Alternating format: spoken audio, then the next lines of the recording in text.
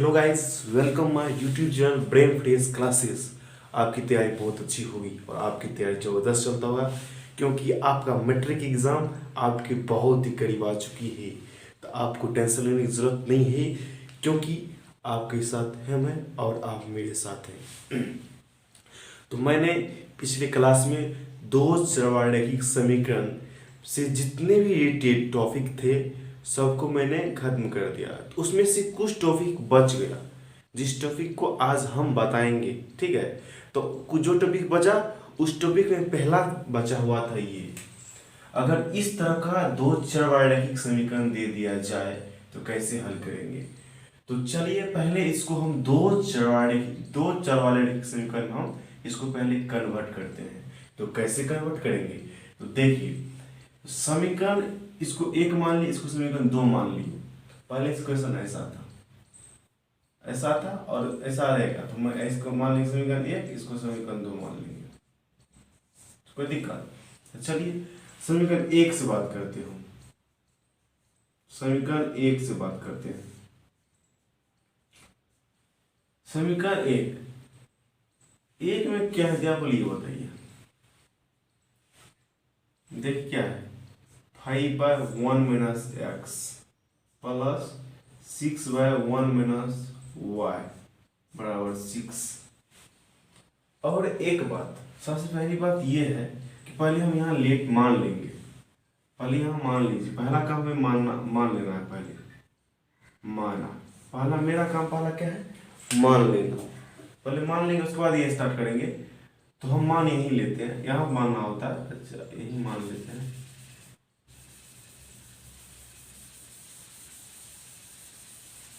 देखिए मान लेते हैं, माना कि 1/1 माइनस एक्स बराबर पी मान लेते हैं। ठीक है, 1/1 माइनस वाई बराबर क्यू मान लेते हैं, कोई दिक्कत। अब चलिए समीकरण एक से हम बात करते हैं। समीकरण एक से हम अभी बात करते हैं। समीकरण एक से हम इस समीकरण एक को ऐसे लिखेंगे तो कोई आपको समस्या हो जाएगा क्या, बताइए मेरे मित्र, मेरे दोस्त। और 6×1/1 माइनस वाई, अरे मेरे मित्र फिर इसको गुणा करेंगे तो फिर तो यही आ जाएगा, तो कोई फर्क नहीं पड़ेगा, बराबर 6। अब देखिए इसको मैंने P माना है और इसको मैंने Q माना है, तो यहाँ P और यहाँ Q पुट कर देंगे। देखिए P पुट करेंगे तो 5P, यहाँ 1/1 माइनस वाई का मान Q माने हैं, तो Q पुट कर देंगे 6Q बराबर 6। समीकरण थर्ड मान लेंगे इसको। चलिए इसके बाद आप समीकरण 2 से बात करते हैं। समीकरण 2 से बात करते हैं। समीकरण 2 में क्या है, देखिए 2/1 minus X plus 3/1 minus Y बराबर 2। हाँ देखिए इसको ऐसे लिख सकते 2 × 1/1 माइनस एक्स, पहले भी कर देते तो ठीक रहता, लेकिन फिर कर रहे कोई बात नहीं है। 1/1 माइनस वाई, इसको ऐसे लिखेंगे तो कोई प्रॉब्लम आपको प्रॉब्लम क्यों होगी, क्योंकि कुछ क्या हम तो करवे नहीं किया है, सिर्फ गुना करें फिर तो वही कर देंगे। इसका मान क्यू पी माने, इसका मान क्यू माने, तो लिख दीजिए 2p प्लस 3q बराबर 2। हाँ इसको समीकरण फोर्थ मान लीजिए। अब हमें थर्ड और फोर्थ की को काम मतलब इसको करना है। थर्ड और फोर्थ में पी और क्यू का, थर्ड और फोर्थ से पी और क्यू का मान निकालना है। चलिए हम मान निकालते हैं। तो आपने यहाँ तक लिख लिया होगा, और चलिए हम यहीं लिखते हैं समीकरण। अब देखिए हम विलोपन विधि यहाँ पे लगाते हैं। देखिए विलोपन विधि लग जाएगा मेरे मित्र, कि विलोपन विधि में किसी एक चर को विलोपित करना होता है। यहाँ देखिए 6q है, यहाँ पे 3q है। अगर यहाँ पे 6q हो जाए और घटा देंगे दोनों समीकरण को तो ये क्यू चर खत्म हो जाएगा। तो 6 लाने के लिए इसमें 2 से गुना करना पड़ेगा, तो कर दिए। तो समीकरण 3 माइनस समीकरण 4, समीकरण 4 कोई दिक्कत? देखिए अब चलिए इसको देखिए, 5p प्लस 6q, LHS को LHS की तरफ लिखेंगे, RHS को RHS की तरफ लिखेंगे। इसको माइनस किए हैं, माइनस 2p ना 4p हो जाएगा, क्योंकि 2 से गुना किया ना, यहाँ पे माइनस 6q हो जाएगा बराबर, देखिए क्या है 6 माइनस 4 हो जाएगा, कोई दिक्कत? अब देखिए ये से ये कट जाएगा, कट गया। अब 5 में से 4 गया, 5 में से 4 गया, 1p हो जाएगा। 1p बराबर कितना होगा 2, इसीलिए p बराबर 2, मतलब p का मान कितना है? p का मान 2 आया। अब इसी p के मान को हम इसी p के मान को हम कहाँ पुट कर देंगे, बताइए कहाँ पुट कर देंगे? p के मान को हमको आसान, p के मान को 3 पुट कर देंगे। समीकरण यहाँ लिख देते हैं, समीकरण 3 में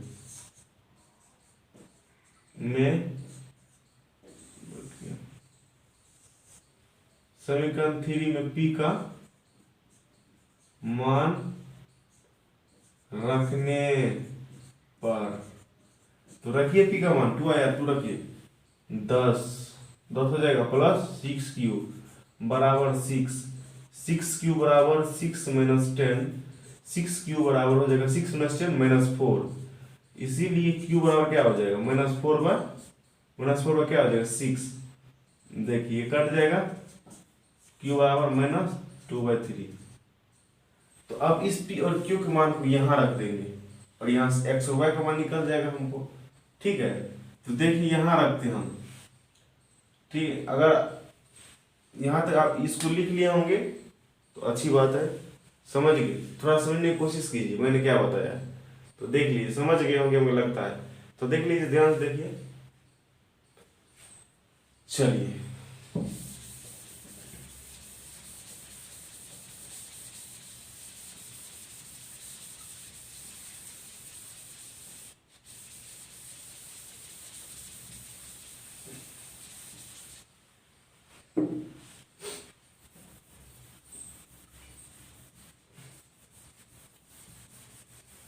देखिए यहाँ हम बात करते हैं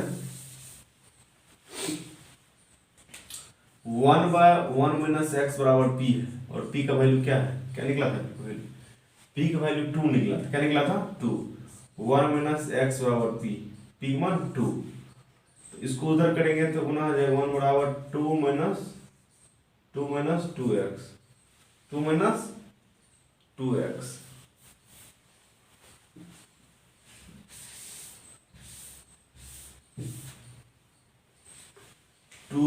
1 बराबर हो जाएगा 2 माइनस 2x। हाँ, अब देखिए इस चर को इधर ले आएंगे, 1 प्लस 2x बराबर 2। हाँ, अब देखिए इस 1 को उधर देंगे तो 2x बराबर 1 आ जाएगा, 1 x और कितना आ जाएगा? 1/2 आ जाएगा। x का मान 1/2 निकला। अब y का मान निकालने के लिए q मान पुट करना पड़ेगा, और 1 माइनस y बराबर q है, और q का मान मैंने क्या निकाला पहले ये बताइए? -2/3। क्रॉस मल्टीप्लिकेशन कीजिए, कोना को निगुना कीजिए, 3 बराबर कितना हो जाएगा? -2 प्लस 2y। अब देखिए चर को इधर कर लीजिए, चर को इधर करेंगे तब मान निकाल लेंगे, -2y हो जाएगा बराबर -2 अब -3, -2 है बराबर -5, माइनस तो कट जाएगा, इसलिए y का मान कितना निकल जाएगा? हाँ देखिए y का मान कितना निकलेगा? y बराबर कितना हो जाएगा? 5/3 हो जाएगा। तो यहाँ देखिए x का मान क्या निकला? x का मान निकला 1/2 और y का मान निकला 5/2। तो आप समझ गए होंगे कि किस तरह से इस प्रकार के सवाल को हम सॉल्व करेंगे। मतलब सॉल्व करने का मतलब किस तरह से इस समीकरण के हल को हम ज्ञात करेंगे। तो यही तरीका है इस तरह के समीकरण को हम सॉल्व करने का। ठीक है, चलिए अगला सवाल आता है। अगला किस टाइप का सवाल आता है वो दिखाते हैं आपको हम। आप सुने होंगे नाव, नाव पानी में चलता है तो धारा के विपरीत चलेगा, धारा की दिशा में नहीं जा सकता है, जाएगा तो उसी को लेकर चला जाएगा। तो चलिए हम इसी पे चर्चा करेंगे। इसी पे एक सवाल लेते हैं, सवाल को आप देखिए और उस सवाल से ही हम सारा कंसेप्ट क्लियर कर देंगे कि उस प्रकार अगर सवाल कोई भी आए या उससे रिलेटेड कोई भी सवाल आए तो जो कंसेप्ट अभी उस सवाल को बताएंगे वही कंसेप्ट हर जगह लगेगा। इसीलिए आप ध्यान से देखिएगा मैंने कौन सा कंसेप्ट बता रहा है और कौन सा कंसेप्ट लगेगा और कहाँ लगेगा। चलिए सवाल पहले एक लिखते हैं। डिजिटल वो तो नहीं है कि हम इसको पहले से मौजूद रखेंगे, लिखना पड़ेगा मित्र। चलिए देखिए, ऋतु धारा। ऋतु जो है एक ऋतु लड़की है जो धारा के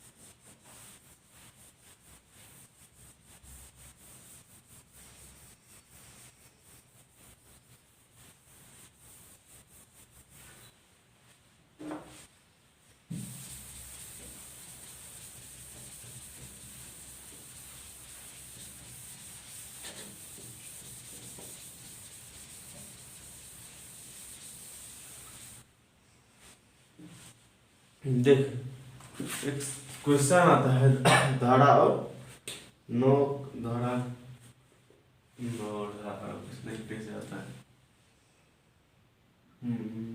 आपको दिया रहेगा। अगर इस तरह का सवाल आ जाए तो कैसे बनाएंगे आप ये पूछ सकते हैं। देखिए, जब ऋतु धारा के अनुकूल 2 घंटे में 20 किलोमीटर तैर सकती है और धारा के प्रतिकूल 2 घंटे में 4 किलोमीटर तैर सकती है तो उसकी स्थिर जल में तैरने की चाल तथा धारा की चाल ज्ञात कीजिए।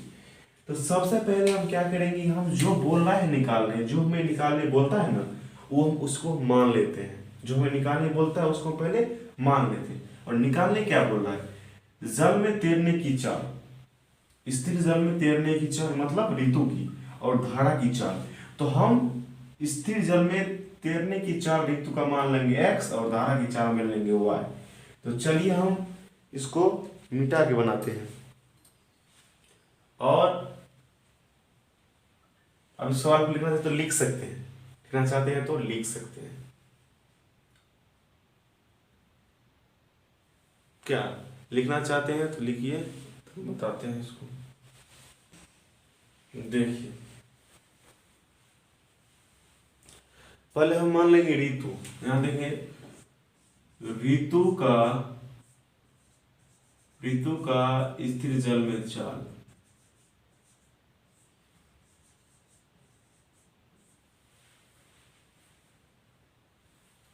ऋतु के स्थिर जल में चाल बराबर x किलोमीटर प्रति घंटा। और हम यहां मान लेंगे धारा की चाल, धारा की चाल बराबर y किलोमीटर प्रति घंटा। हाँ, इसके बाद हम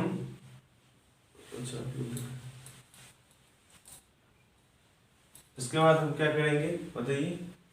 इसके बाद हम यहाँ पे अब क्वेश्चन क्या कह रहा है, क्वेश्चन लेके चलना है हमें। अब कह रहा है कि ऋतु की जो अनुकूल 2 घंटे में 20 किलोमीटर तैर सकती है। अब सबसे पहले हम ये निकालें कि अनुकूल, अगर धारा के अनुकूल हो, देखिए तो सबसे पहले धारा के अनुकूल हो तो x में y दोनों को घटा देते हैं। जो उसके सापेक्ष चल रहे हैं, इसके सापेक्ष नहीं चल रहा ना, धारा के सापेक्ष इसको चलना होगा ना। तो चल रहा है तो इसे हम अगर अनुकूल कहेगा तो x - y किलोमीटर प्रति घंटा कर देंगे। समझ रहे हैं? अनुकूल कहेगा, अगर धारा की दिशा ही जाएगा, अगर धारा की दिशा ही जाएगा तो x + y किलोमीटर प्रति घंटा। अगर धारा के विपरीत, धारा है उधर बह रहा है पानी, हम उधर और उसके विपरीत तैरेंगे तो x - y किलोमीटर प्रति घंटा। देखिए तो यहां देखिए धारा के प्रतिकूल पल ले लेते हैं। धारा के प्रतिकूल, अनुकूल है क्या? अनुकूल है।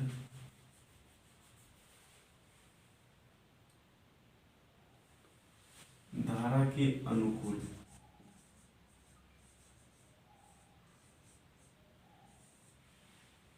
धारा के अनुकूल जो चाल हो जाएगा, धारा के अनुकूल चाल, कौन किसकी चाल, जो कौन तैर रही, ऋतु तैर रही उसकी चाल। धारा के अनुकूल x + y किलोमीटर प्रति घंटा हो जाएगा। अगर फिर प्रतिकूल है, इस धारा के प्रतिकूल, इतना को लिखना है, ऐसे 10 सवाल बनाना है।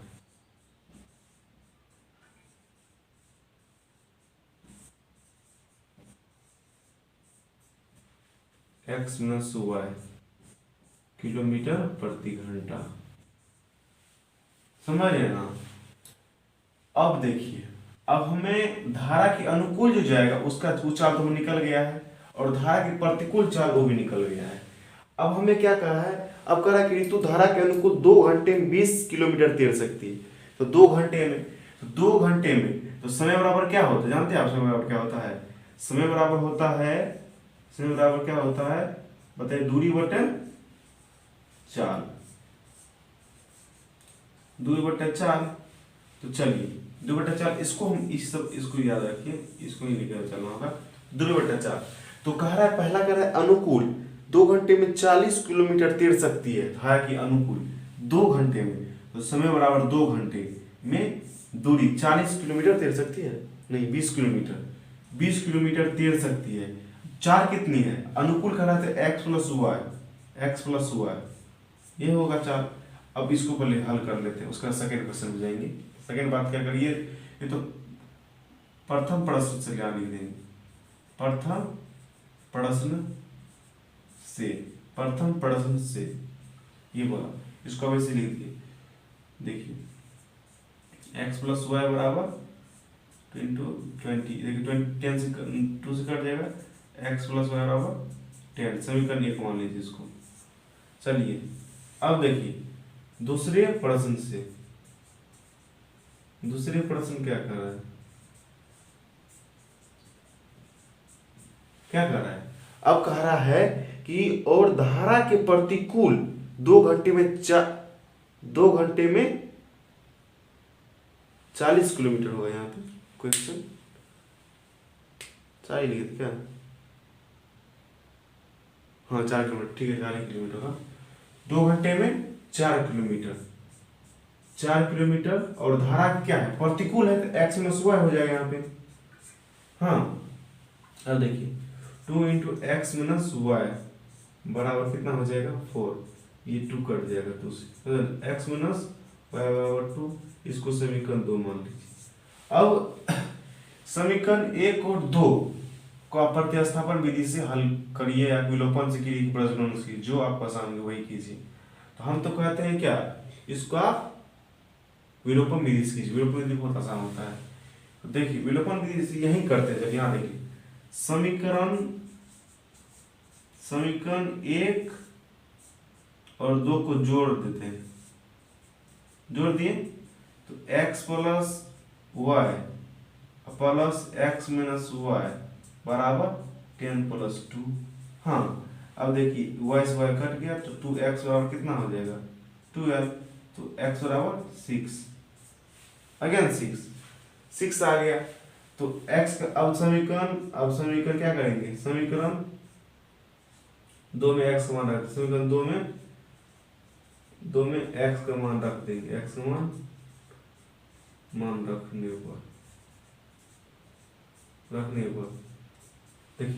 पर क्या देखिए रख देंगे, तो यहाँ जो लिखेंगे 6 रखेंगे, तो 6 रखेंगे 6 माइनस वाई बराबर 2, माइनस वाई बराबर 2 माइनस 6 मतलब कितना -4, तो ये माइनस कर जाएगा, तो वाई बराबर कितना आ जाएगा 4 आ जाएगा, समझ रहे हैं, वाई बराबर 4 आ जाएगा। देखिए अब ऋतु के स्थिर जल में चाल x माने थे तो कितना निकला, आपको कितना निकला 6 किलोमीटर प्रति घंटा हो जाएगा, हमको यही निकालना था। और धारा की चाल कितना है, धारा चाल y कितना निकला, y माने थे y कितना 4 किलोमीटर पर घंटा हो जाएगा। यही आंसर हो गया, इसी तरह हमको बनाना होता है, समझ गए ना। हमको लगता है कि आप लोग समझ गए होंगे। एक बात आप लोगों को मैं बता दें कि आप लोग पढ़े होंगे कि दो चरवारेखिक समीकरण के जो ग्राफ होते हैं उसमें 2 सरल रेखा होते हैं, क्योंकि 2 समीकरण होते हैं, एक समीकरण का एक सरल रेखा, दूसरे का एक सरल रेखा, तो 2 सरल रेखा होगा ही तभी ग्राफ बनेगा ना। तो वो दोनों समीकरण जो होते हैं अभी लिख बताते हैं, 2 मिनट रुकिए। b1y प्लस c1 बराबर 0 क्या हो गया, a2x plus b2y plus c2 बराबर 0। ये देखिए दोनों योग हो गया, मतलब 2 चरवारेखिक समीकरण का योग हो गया, एक 2 हो गया। अब देखिए आपको बताए थे जब a1 bye a2 b1 bye b2 के बराबर ना हो तो सरल रेखा प्रतिच्छेदी होगी। अब प्रतिच्छेदी होगी तो अगर जब प्रतिच्छेदी हो जाएगी तो इसे हम तो इसका ये जो होगा रेखीय समीकरण युग्म संगत होगा, क्या होगा, ये संगत होगा। 2 चरवारेखिक समीकरण युग्म क्या होगा, संगत होगा। जब a1 बाय a2 बराबर b1 बाय b2 बराबर c1 बाय c2 अगर इस तरह से आ जाएगा तो इसका जो होगा अनेक हल होगा, और इसका जो सरल रेखा होगा, दोनों समीकरण में जो सरल रेखा होगा वो होगा क्या बताइए, संपाती होगा, दोनों एक दूसरे पे आश्रित होगा, इसलिए इसको कहते हैं हम आश्रित। इसलिए इस समीकरण की को हम आश्रित कहेंगे। जब ये कंडीशन सब बराबर हो जाएगा और संगत हो, जब बराबर हो जाएगा और क्या संपाती हो जाएगा तो इसका अनेक हल होंगे और ये दोनों समीकरण क्या होगा, आश्रित होगा। चलिए तीसरा देखिए, अगर a1 बाय a2 बराबर b1 बाय b2 ये इसके बराबर नहीं होगा और ये इसके बराबर नहीं होगा तो हम इसका जो हल होगा वो हल होगा ही नहीं, इसका कोई हल नहीं होगा। और इसका जो 2 चरवारेखिक समीकरण का युग्म होगा वो क्या होगा, असंगत होगा। क्या होगा, असंगत होगा। ये क्वेश्चन आता है ऐसा आपको दे देगा कि अगर दोनों समीकरण यानी कि इस समीकरण का युग्म जो है संगत है, इसका हल क्या होगा, इसका हल 1 होगा, केवल 1। अगर आश्रित है तो अनेक हल होगा, अगर असंगत है तो कोई हल नहीं होगा। अब फिर इस तरह दे देगा आपको कोई ऐसा, इस पे कोई मतलब दे देगा समीकरण, उस समीकरण में जो a1 बाय a2 का अनुपात b1 बाय b2 का अनुपात बराबर नहीं होगा, वहां पे आप कीजिएगा तो उसका बराबर नहीं, मान निकालिएगा, मान बराबर नहीं आएगा तो आपको ऑप्शन देगा संगत, असंगत, आश्रित, इनमें से कोई नहीं। तो बराबर नहीं आएगा दोनों तो संगत हो जाएगा, सब बराबर हो जाएगा तो आश्रित हो जाएगा, ये दोनों बराबर होगा इसके बराबर नहीं होगा तो संगत हो जाएगा। इस तरह क्वेश्चन आपके बिहार बोर्ड एग्जाम आते हैं। ठीक है, इतना ही था, इससे आगे अब कुछ नहीं है। एक क्वेश्चन इस तरह से होता है जैसे आप मान लीजिए ऐसे दे दे, मतलब आप सुने होंगे चक्रीय चतुर्भुज। चक्रीय चतुर्भुज वो होते हैं जो वैसा चतुर्भुज जिसके चारों बिंदु, चारों शीर्ष एक वृत्त पर स्थित हो। जैसे वृत्त पर स्थित देखिए, ये क्या है, इसको चक्रीय चतुर्भुज कहते हैं। और चक्रीय चतुर्भुज के आमने सामने की जो कोण का योग होता है 180 डिग्री होती है। अगर इस तरह से आपको यहाँ पे x कुछ x प्लस 2 दे, यहाँ पे x दे, यहाँ पे x माइनस 3 दे दे, यहाँ पे x प्लस 2 y नहीं 8 दे दे, तो आपको बोल दे कि सभी के मतलब इस चक्रीय चतुर्भुज के कोणों का मान ज्ञात कीजिए। तो आपको हम बता दें कि चक्रीय चतुर्भुज के आमने सामने के कोणों की योगफल 180 डिग्री होता है। तो यहाँ पे x प्लस 2 प्लस x और 180 डिग्री कर दीजिएगा, ठीक है। वहाँ 2 उधर जाएगा तो क्या 2x बराबर कितना हो जाएगा 178 हो जाएगा। x का मान जो निकलेगा वही तो होगा, वही पर निकल जाएगा। आप निकाल सकते हैं इसको आसानी से।